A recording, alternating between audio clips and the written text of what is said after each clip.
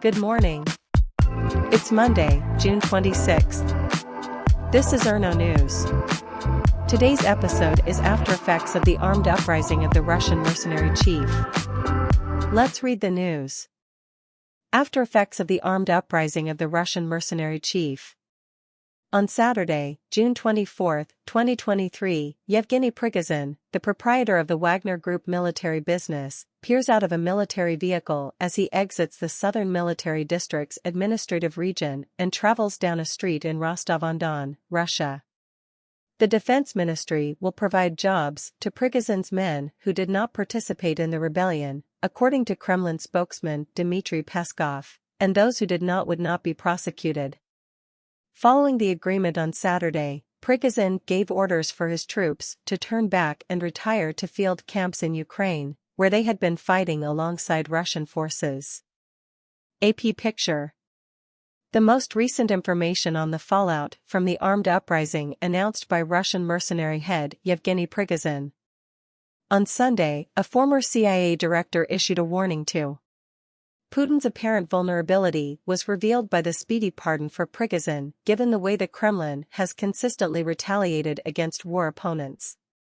However, a large number of persons who dissented from or betrayed Putin died months or years later, some even after fleeing Russia.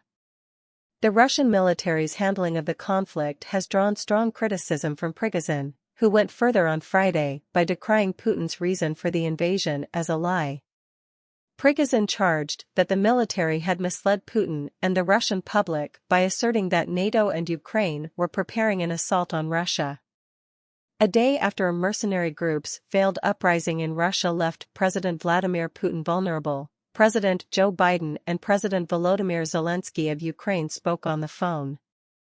In posts on his website and Telegram, Zelensky said that they had spoken about the course of hostilities and the processes taking place in Russia, and he encouraged further pressure to be applied to that country to re-establish Ukraine's boundaries. Yesterday's events exposed the weakness of Putin's regime, Zelensky allegedly told Biden. According to the White House, Biden reiterated unflinching U.S. support for Ukraine, particularly via sustained security, economic, and humanitarian help, as the two leaders reviewed its counteroffensive.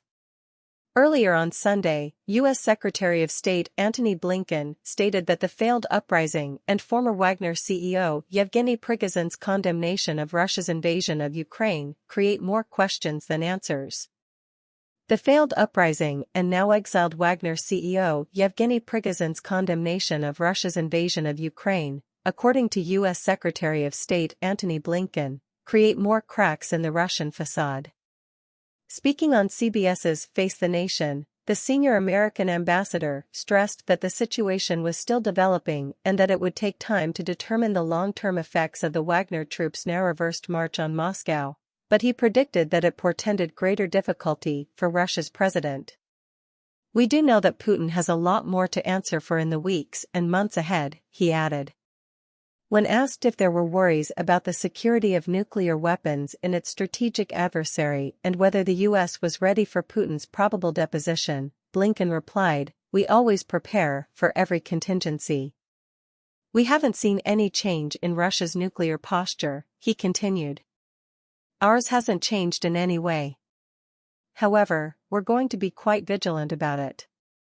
Blinken refused to provide American intelligence regarding whether Putin is in Moscow and refused to go into detail about recent diplomatic meetings between the United States and Russia. "We had some engagement with the Russians over the weekend to make sure they understood their responsibilities when it comes to looking out for the safety and security of our personnel in Russia," he said. After mercenary soldiers that were marching into Moscow withdrew on Sunday, Russian troops stationed to guard the city withdrew. Mercenary leader Yevgeny Prigozhin and his men seemed to gain control of the Russian military headquarters in Rostov-on-Don that supervised the war in Ukraine after calling for an armed uprising to remove Russia's defense minister. They subsequently made a relatively unimpeded assault into Moscow. They shot down multiple helicopters and a military communications plane, according to Russian media. The Ministry of Defense has not responded. Only an agreement to deploy Prigozhin to Belarus, which has supported Russia's invasion of Ukraine, was able to stop them. According to Kremlin spokesperson Dmitry Peskov, the allegations against him of organizing an armed uprising would be dismissed. Prigozhin then gave the order to send his men back to their field camps. Moscow had set up checkpoints with armored vehicles and soldiers on the southern fringe of the city to prepare for the arrival of the Wagner forces.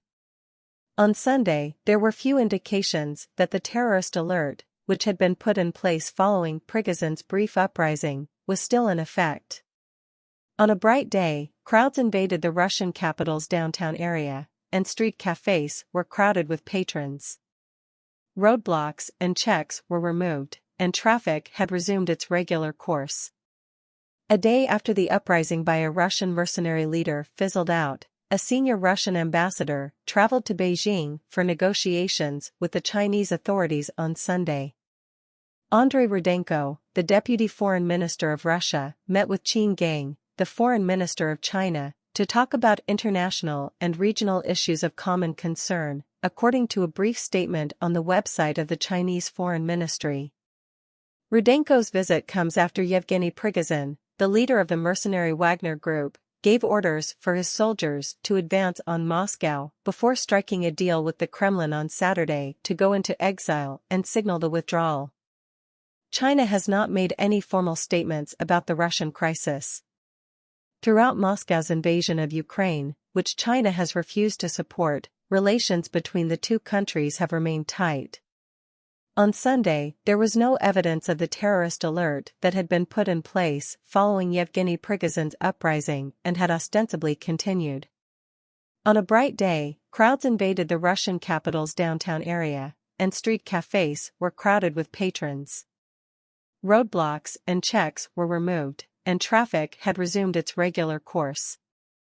Authorities created a counter-terrorist regime in Moscow and the surrounding area, which permitted increased security and limits on liberties.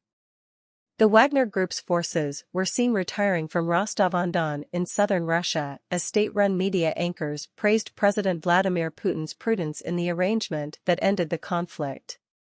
Putin was praised for defusing the issue by Rostov-on-Don residents who were interviewed by Channel 1 television.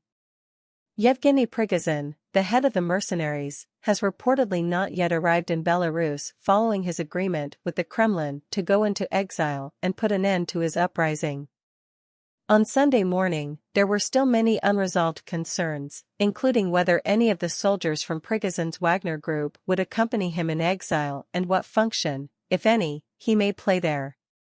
Since the Kremlin declared that a deal had been reached for Prigozhin to terminate his march on Moscow and depart Russia, the man who had been sending out a series of audio and video updates throughout his uprising has stopped communicating.